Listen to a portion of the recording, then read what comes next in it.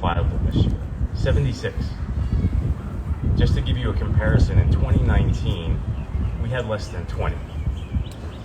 This is an escalated attack of just unprecedented proportions. And I know that we talk about this being as an unprecedented moment, but really there is no basis for the type of attack that we're experiencing now. There's nothing that we can go back to and say we've experienced this before, right? It's really, truly scary times. Of those 76 bills, 50 of those bills targeted the transgender community, more specifically transgender young people. The current state of equality here in Texas and across the country is in peril. It's in peril. And it's time for urgent community mobilization and radical funding to prepare state organizations, trans-led and trans-focused organizations, and grassroots advocacy organizations to rally the majority of Americans and the majority of Texans who believe that discrimination against LGBTQ people is wrong. We know that.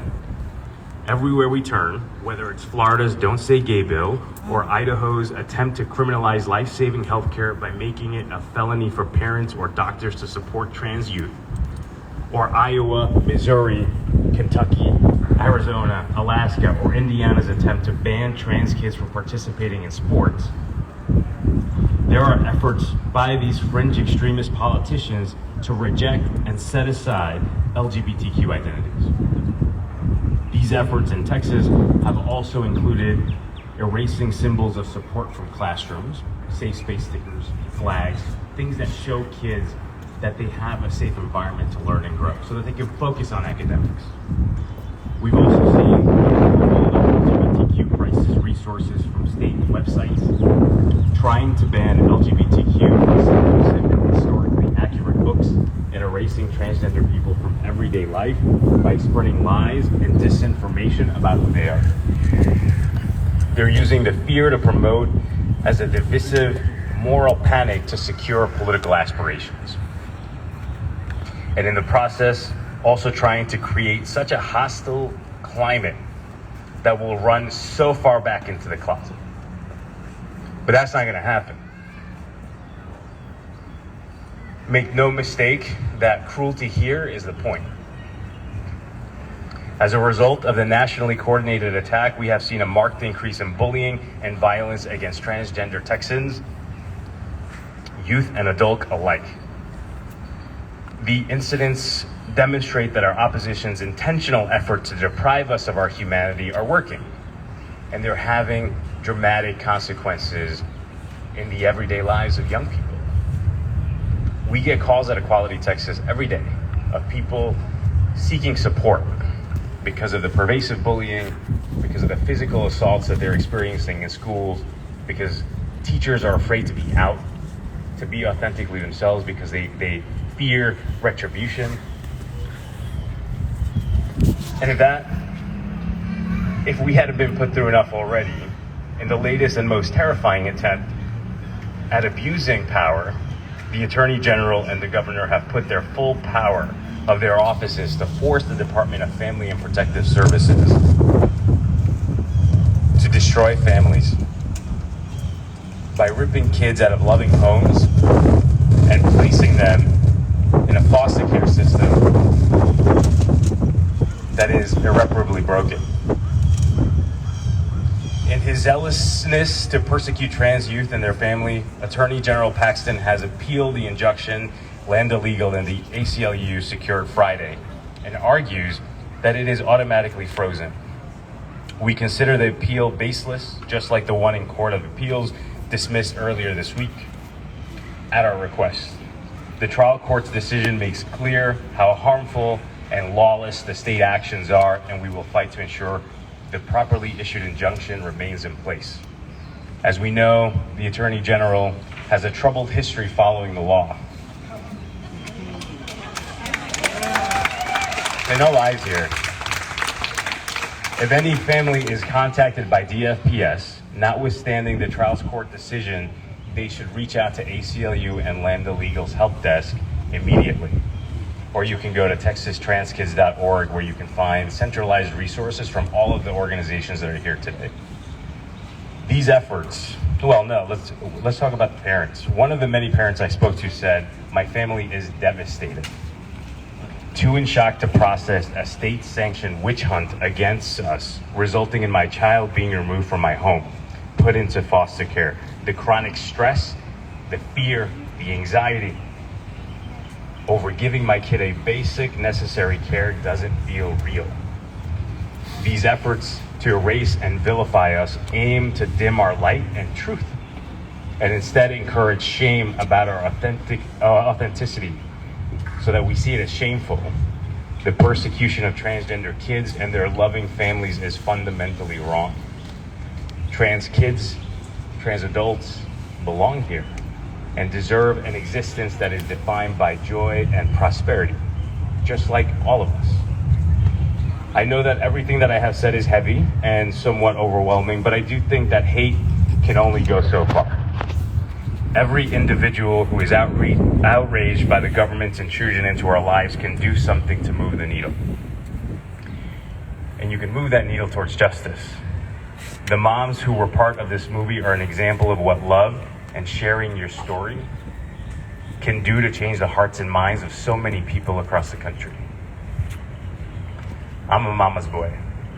I am. I really am. I always have been, I always will be, and I believe that all the good that I will ever do in this lifetime is a result of the kindness, compassion, and love that my mother showed me. Because the love that you experienced as a child, you carry with you to do incredible things when you believe in yourself. I think part of the reason is because my mom was always able to see me. She didn't always understand me, but she could always see me. She was always supportive of who I was at different parts of my life, and she stood beside me at every critical juncture without judgment. When we were 12, my parents, who are both grew up in very religious households, sat us down for our one and only family meeting ever. And they told us, "If you are LGBTQ, we love you and it's okay." My family didn't have to reconcile what being gay or having a gay kid meant to them, because they were committed to loving us unconditionally.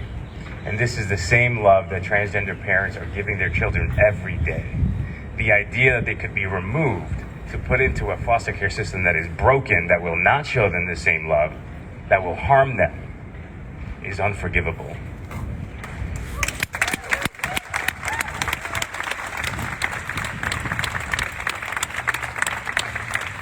My parents didn't have to choose because they understood our divinity and never questioned it, because love is powerful.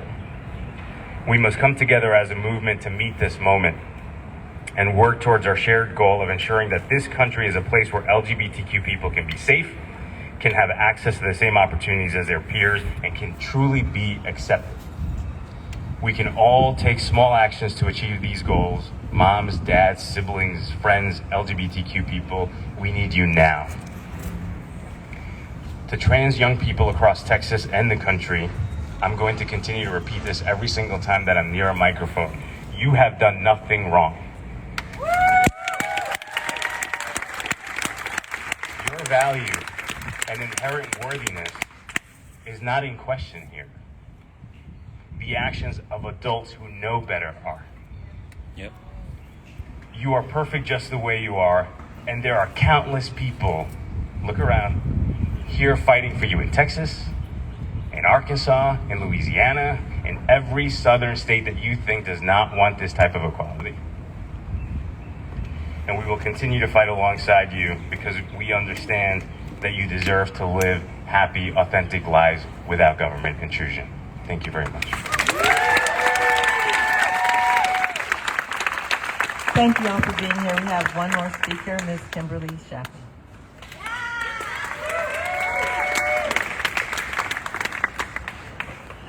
I'm sorry. I want to start by saying I had already told them about 50 times that I was not going to speak today, so I have nothing prepared. And Kai was like, please just don't cry. It's too late. This is what I want to say from my heart. People that I know personally, they send them texts that they're getting calls from CBS. This is really happening. I need you to understand that CBS is already doing this. It's happening. It's happening. It's happening. It's happening. And we're asking you to do something. Do something. Ricardo, so it's we won this case, so it's on hold. What's the next step? You have to talk to the lawyers. July? Is that the next hearing? Well, I have a meeting. We don't know. No, I don't want to say. What do you need at Equality Texas? What do you need? What we need. Keep pouring support to whatever time. Money. He's telling you that he needs money. What do you need, Emmett? What do you need? I need everyone to support the trans organizations in Texas. What do you need, Emmett? What's your number? What do you need right now? I don't know.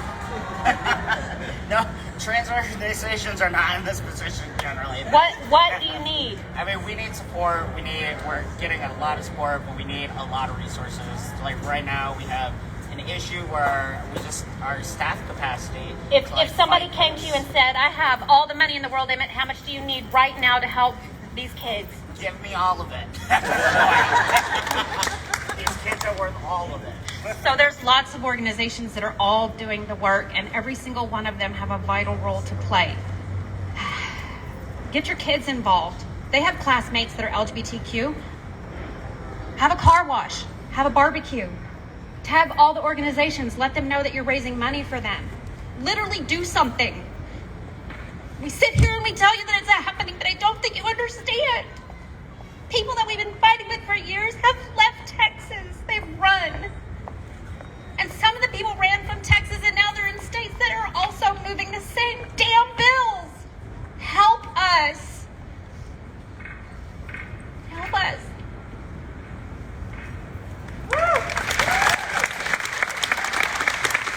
We mostly need help because my mom can't stop crying.